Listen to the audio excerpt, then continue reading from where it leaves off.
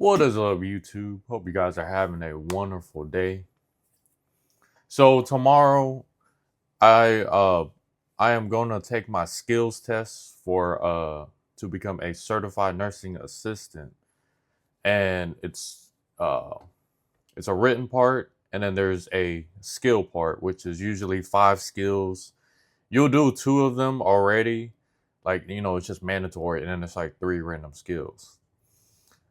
But one of the things I also wanted to mention too, just get that out the way, is that a lot of people have certain stigmas and stereotypes about getting into nursing as a male, and I wanted to share my opinion of why I you know be or why I'm slowly but surely um, slowly getting into the medical industry as a male nurse. And many people don't consider CNAs as nurses, but in reality, you're a nurse because you are taking care of residents and patients. You are doing a job that an RN cannot do. So essentially, you're a nurse, but you just have different responsibilities than like a registered nurse. And that's why, when you think of nurse, you think of an RN, usually an ASN, an associative, um, associative degree nurse. So let's just get that out the way. But as a male nurse getting into the medical field, there's stigmas. There's a lot of like uh, things that come with it, and one of the main things is that I hear a lot is that, oh yeah, he's just here just to try to get as many women as he can. Oh, he's here because he wasn't smart enough to become a doctor, like all that stuff, right? But in reality, what drew me, or what made me was drawn to the medical field as a nurse, was the fact that I was going to be needed as a male. Like in the beginning, I wanted to join the military at the age of 26, right? For the benefits, the camaraderie. So in the beginning, that's where I was talking about. In the beginning, I wanted to join the military at the age of 26 for the benefits, the camaraderie, and the social validation, right? Because I am not being selfish, and I am sacrificing myself for the U.S. citizens of the United States of America. Little did I know that I didn't want to just become like a regular Army soldier. I wanted to become a Ranger, a U.S. Ranger, and maybe eventually, get into like Green Berets or stuff like that, right? But I thought about it because I took a double check and realized that due to my physical conditions on my current job at my factory, I just couldn't do it because of what I was thinking long term if I was to join the military.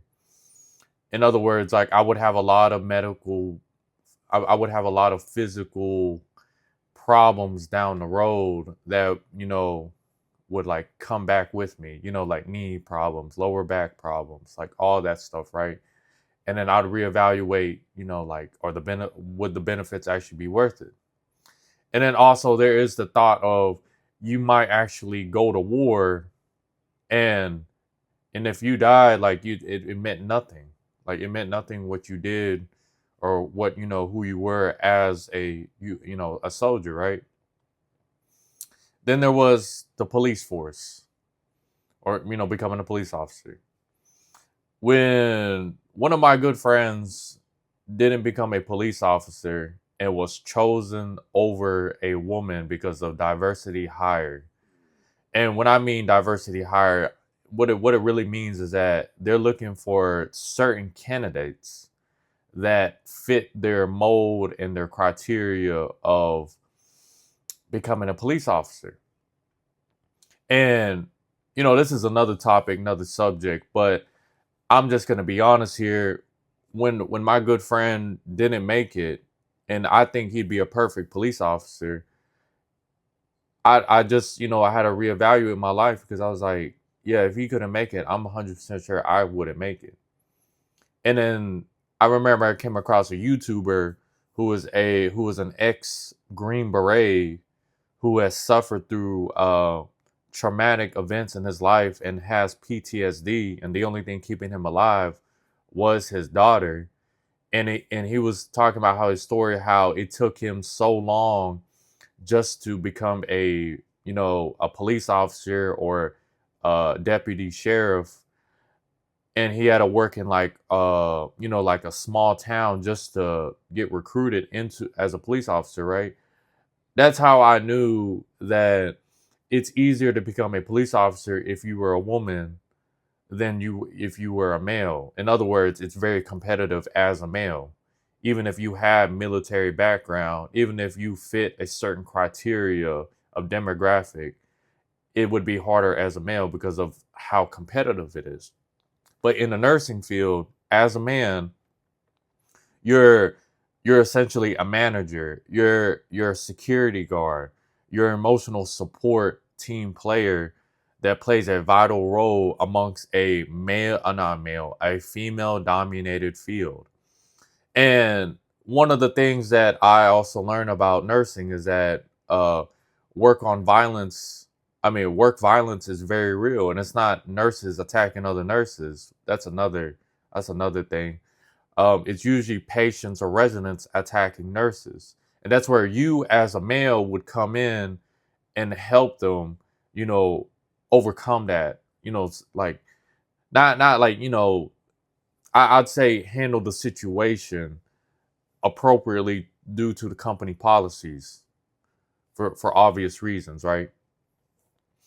And then the emotional support is just that when you get into nursing, you soon realize that nurses are very lonely individuals because of due to the code and ethics you go by as a nurse.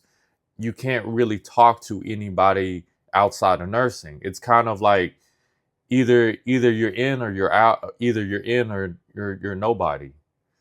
Like it's just something that, you have to understand and experience once you become a nurse. And I can already tell you right now, like once I tell a former nurse that I'm a CNA or I'm going into nursing school, and one conversation leads to another, it's almost as if like they just needed that little spark to make their day better.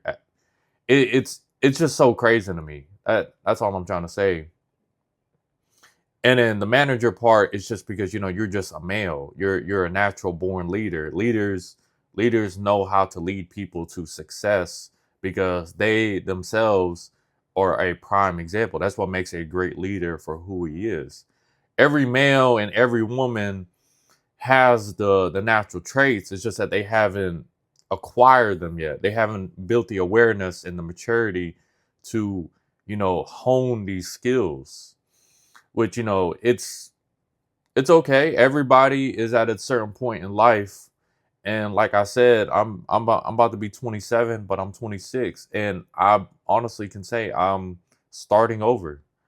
I wish I took my grades more serious in high school. I wish I took life more serious, even though I'm still young technically, but in reality, I don't really have long to live because of how life is. Like most people my age right now are making like six figures. They have families to take care of. They have houses. They have all this like life life accomplishments that where I'm still, trying to figure out. I'm still trying to play catch up. But in reality, it's, I'm not really competing with them. I'm just competing with myself, and I'm considered what you call a late bloomer. A bloomer is, a good thing actually, because you would actually go through more experiences than somebody who's already started.